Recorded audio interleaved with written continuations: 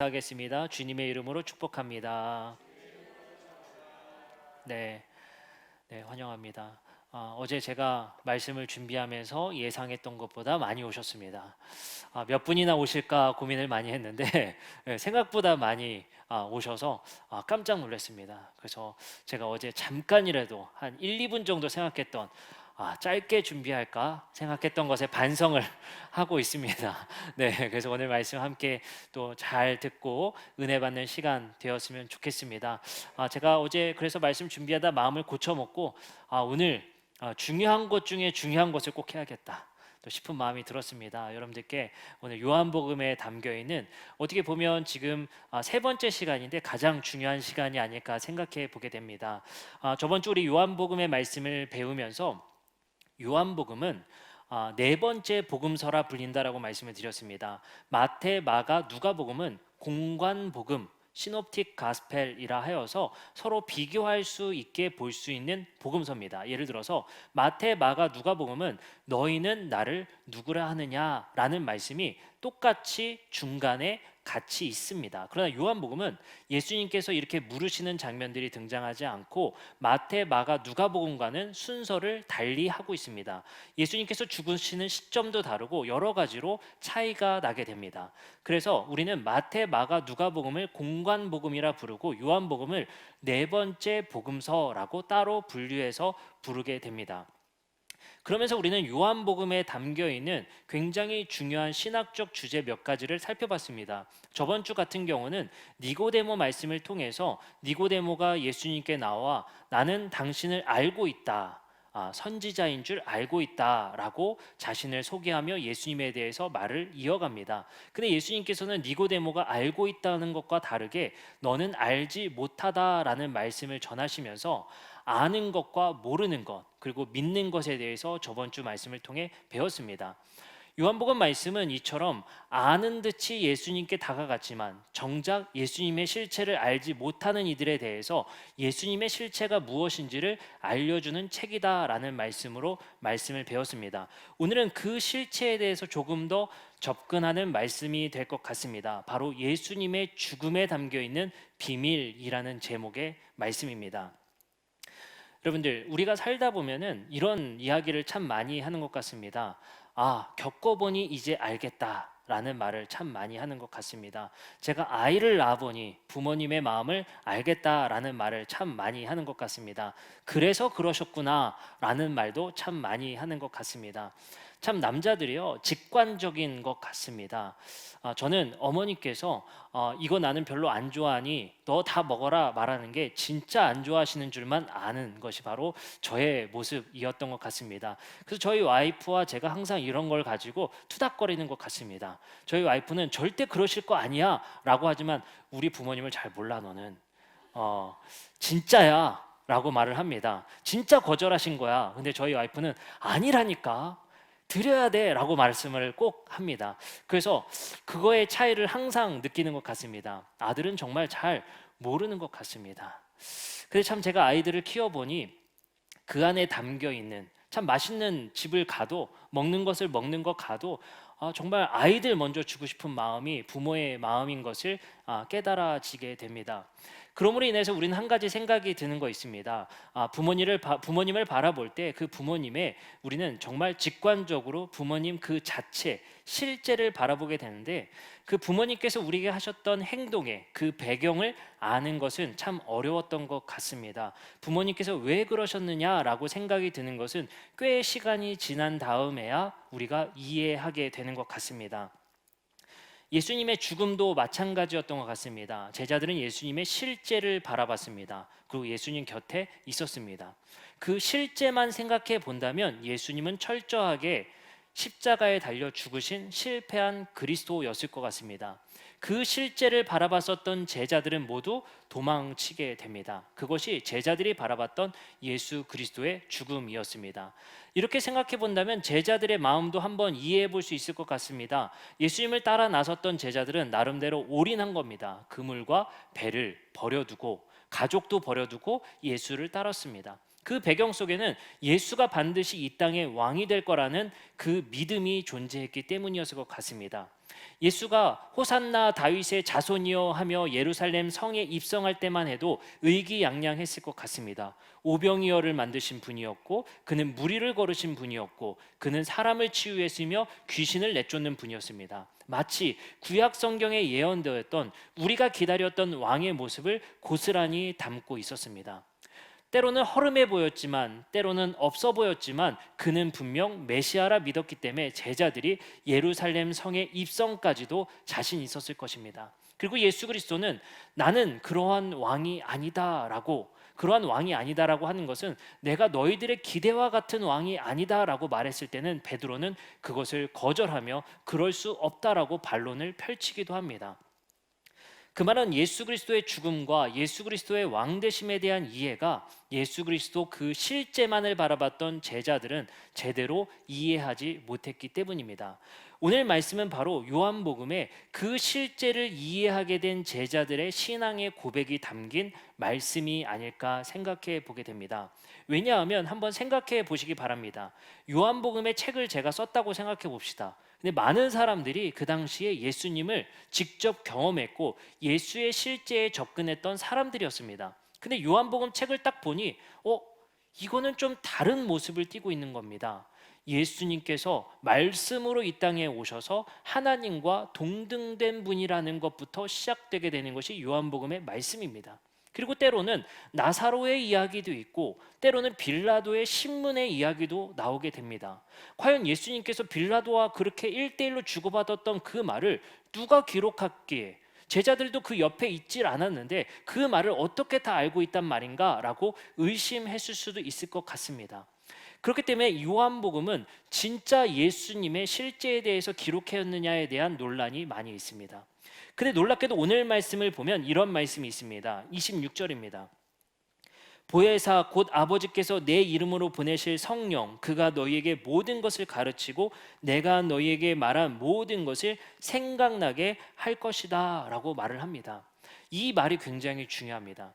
아마도 요한복음의 저자는 마태, 마가, 누가복음과는 달랐던 이 요한복음의 독특한 책의 권위를 성령께서 알려주셨다라는 것으로 이 책의 실제를 얘기했을 것 같습니다.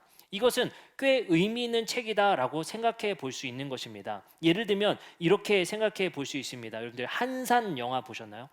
명량 영화 보셨나요?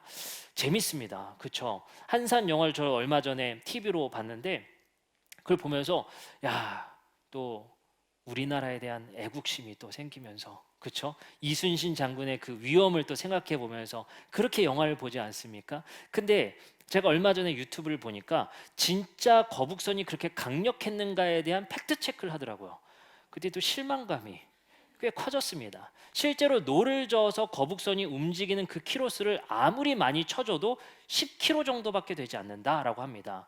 8명이 젓는 가장 빠른 배라고 불리는 카누가 20km 정도 내외라고 합니다. 근데 거북선은 직사각형을 띠고 있기 때문에 아무리 빨라봐야 10km였을 것이다 라고 생각됩니다. 그리고 배가 뱃길이 충돌했을 때는 노 젓는 것을 멈추고 기둥을 붙잡고 있어야 튕겨나가지 않을 것인데, 그럼에도 불구하고 배와 충돌 속에 그 배를 뚫고 나가는 장면은 허구다라고 말을 하는 겁니다. 그러니 한산을 보고 나서 그것 때문에 아주 마음에 실망감이 생기게 됩니다. 근데 여기서 우리는 중요한 사실 한 가지를 알 수 있습니다. 그렇다고 해서 이순신 장군이 전쟁을 치렀던 한산대첩이 허구가 되는 것은 아니다라는 것입니다. 그 안에 많은 픽션들이 담겨 있고 많은 것들이 재가공되었지만 그 안에 이순신 장군이 싸웠던 그 전쟁에 대한 승리는 분명한 사실입니다. 요한복음의 말씀도 우리가 그러한 관점에서 생각해 볼 필요성이 있습니다. 제자들은 예수 그리스도의 실제를 봤지만 예수 그리스도의 죽음에 담긴 의미를 제대로 이해하지 못했습니다. 이 요한복음에 담겨 있는 말씀 속에서 예수님은 자신의 죽음의 실제를 바라보지 말고 실체를 바라봐야 된다고 말씀하시는 겁니다. 근데 실제를 바라보는 것이 아니라 실체를 바라보기 위해서는 성령의 도움이 필요하다는 겁니다.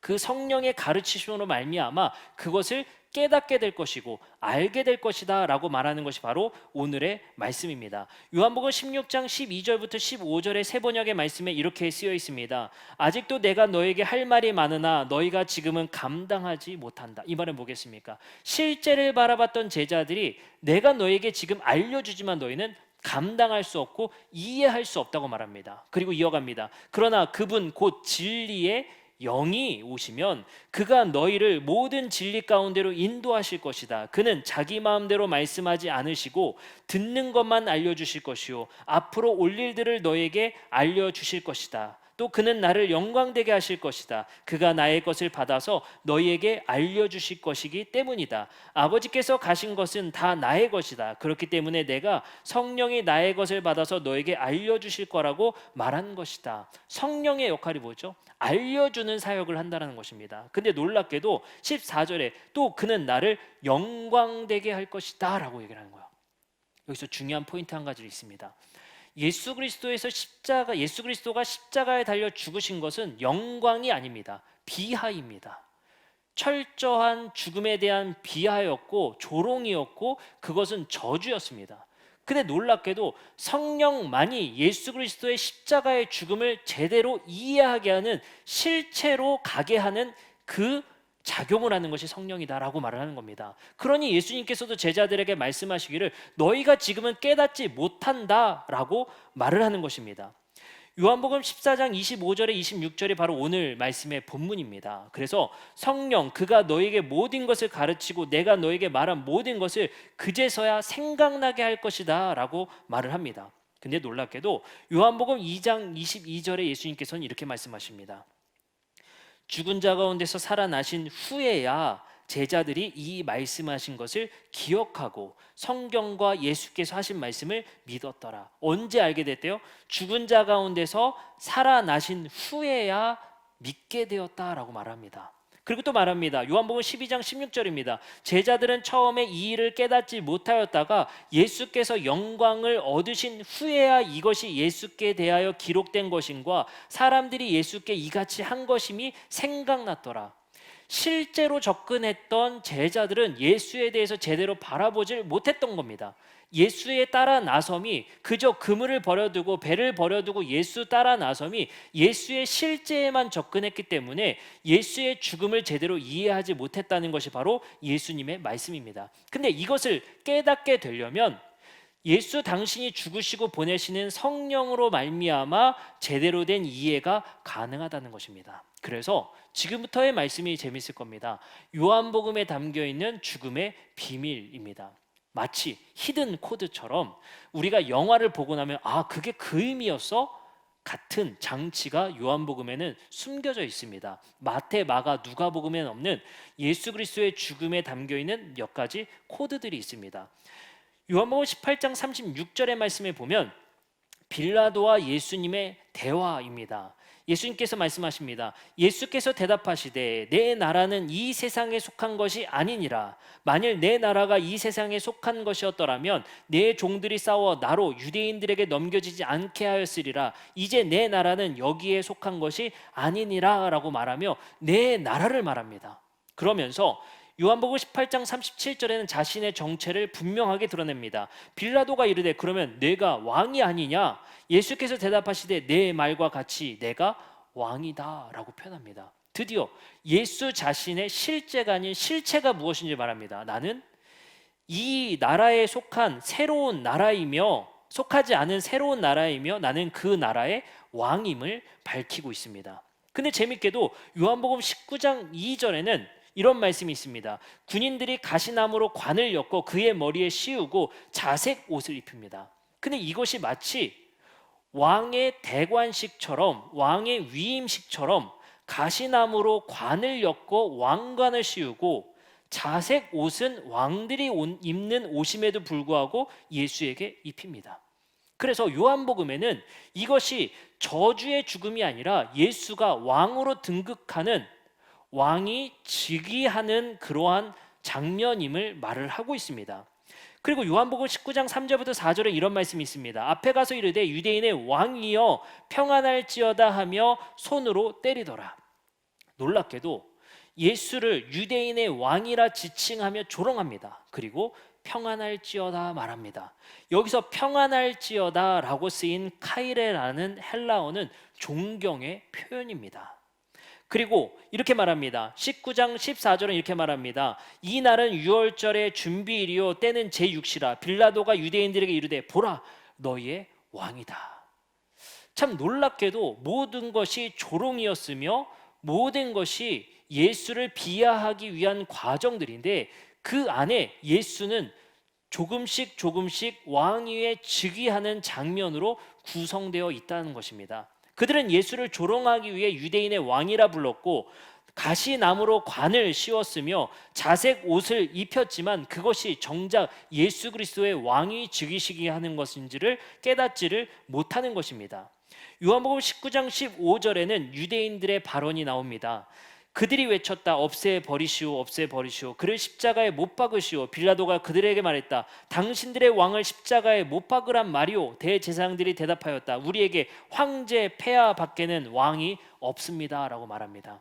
여기서 정확한 고백이 나옵니다. 유대인들이 따르고 있는 왕은 정작 그들 앞에 즉위하고 있음에도 불구하고 황제가 우리의 왕임을 고백하고 있다는 것입니다. 여기서 요한복음과 모든 복음서에서 가장 중요하게 생각하는 주제가 무엇인지를 우리에게 깨닫게 합니다. 예수가 진정한 왕이었다. 그들은 예수를 조롱하기 위해 저주받은 죽음으로 만들기 위해 십자가에 달아 죽이려고 했지만, 그리고 자색 옷을 입혔지만, 그리고 가시 면류관을 그에게 씌웠지만 그것이 역설적이게도 왕이 즉위하는 장면이 되고 맙니다. 요한복음 19장 20절에서 22절에는 이런 이야기가 나옵니다.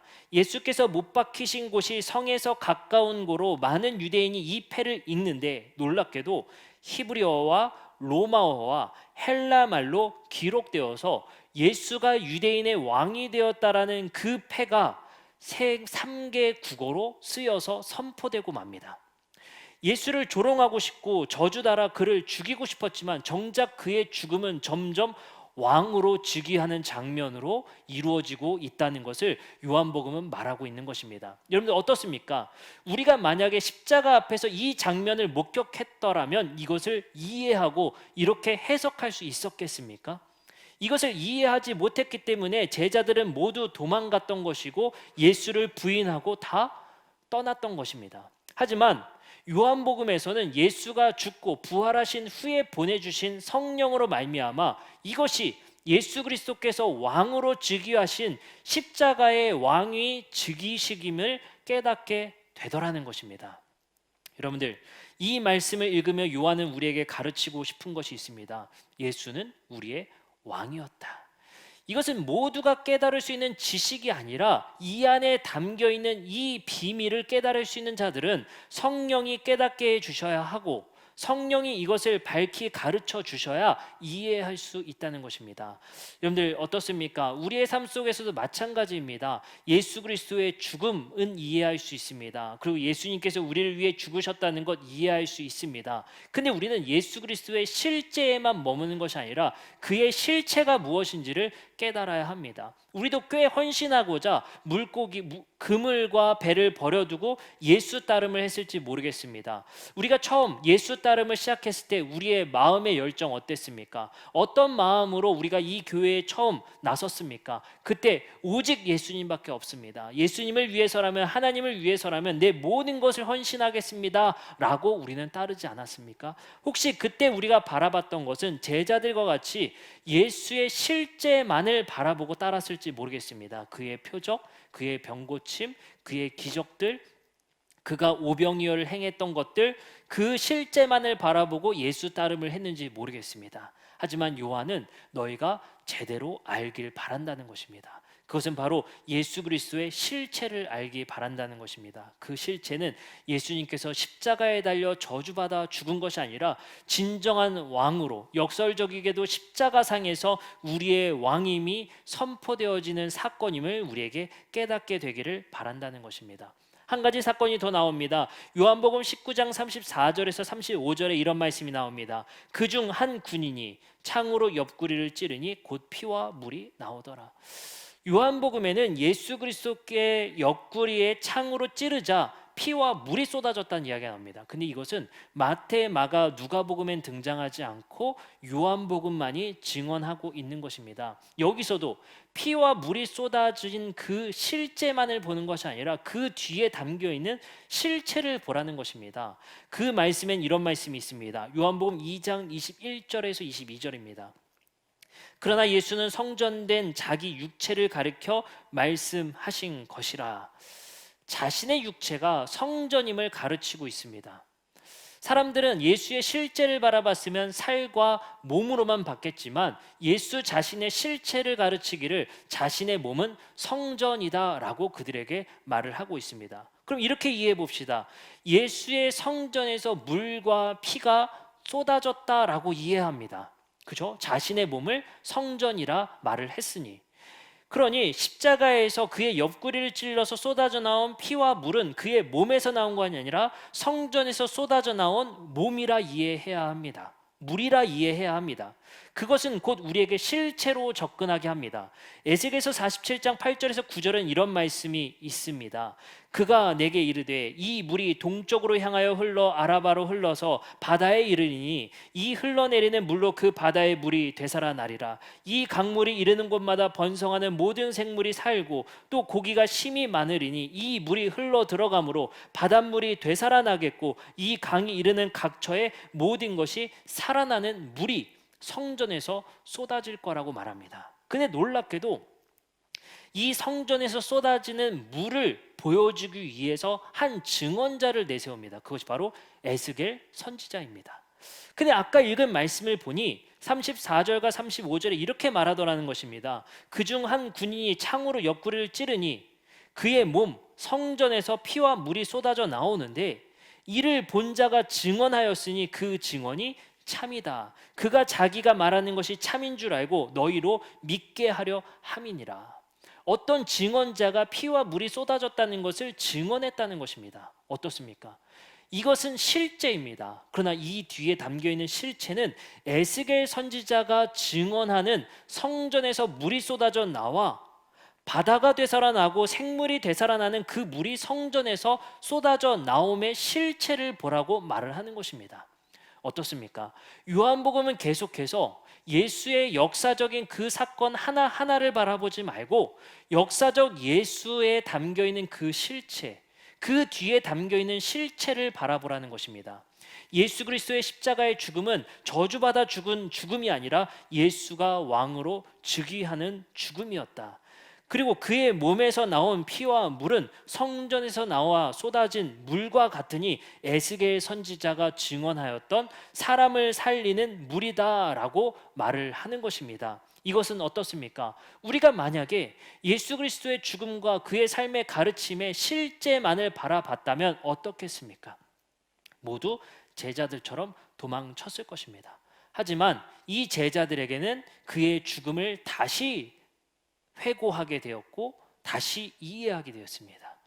그의 가르침을 다시 해석하게 됐고 다시 이해하게 되었습니다.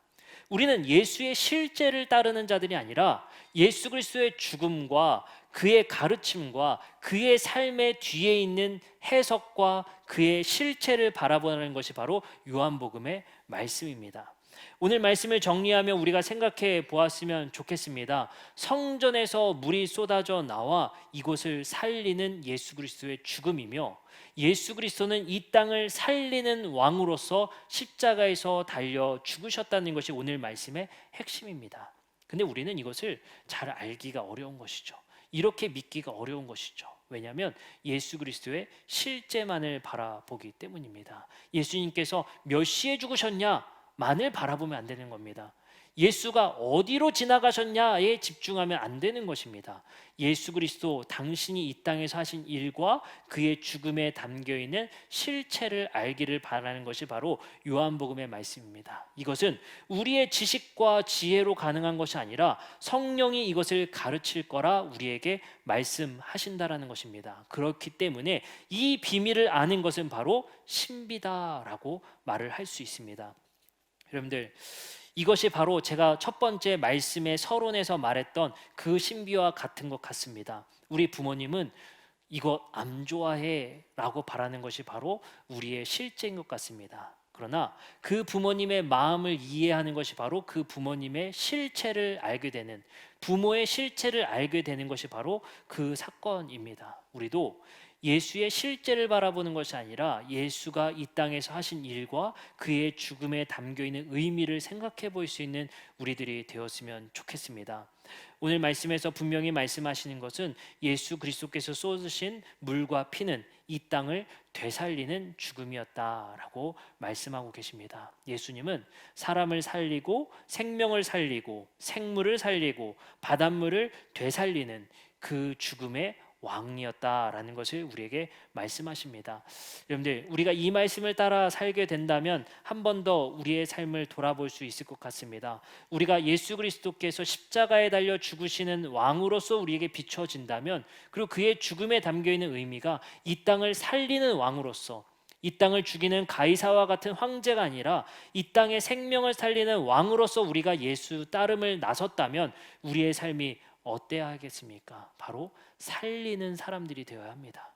생명을 살리는 자들이 되는 것이 바로 우리의 삶의 핵심이 되어야 합니다. 이 말씀을 생각하면서 우리 교회가 가야 할 것을 한번 생각해 봤으면 좋겠습니다.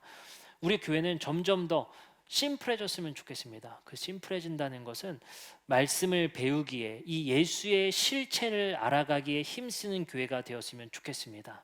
그리고 그 실체에서 알아낸 그 지혜를 가지고 이 땅을 살리는 자들, 살리는 교회 되었으면 좋겠습니다. 그것이 우리 교회의 핵심적인 사명이고 그것에 우리는 집중하면 좋겠습니다.